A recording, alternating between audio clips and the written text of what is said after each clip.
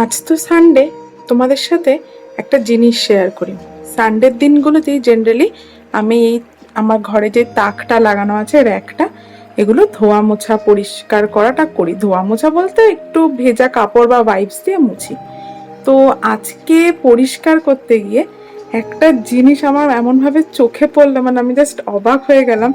Coincidence বলো বা যার যেখানে পৌঁছানো সে সেখানে পৌঁছেই যায় আর কি।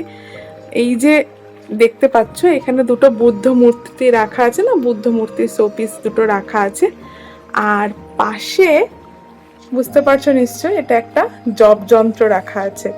ঠিক আছে, এই দুটো বুদ্ধ মূর্তি কিন্তু আমি এই বছরই একটা, এই দুটোই ডান্স পারফরমেন্স করে পেয়েছি। অর্ণবের অফিসে ডান্স পারফরমেন্স হয়েছিল, তাতে পেয়েছিলাম। প্রথমে এইটা পেয়েছিলাম, সেকেন্ডটাই আমি এই মূর্তিটা পেয়েছিলাম।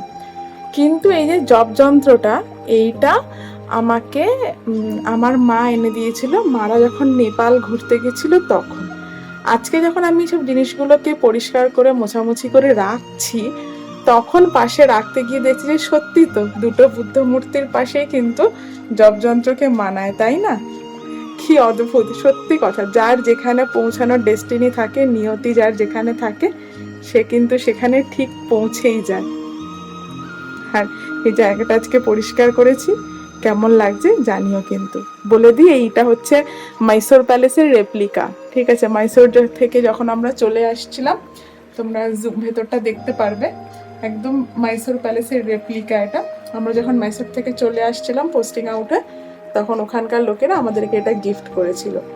আর এটা তো কর্পূর ডিফিউজার, এটা দিল্লি থেকেই কেনা, এমনি লোকাল মার্কেট থেকে।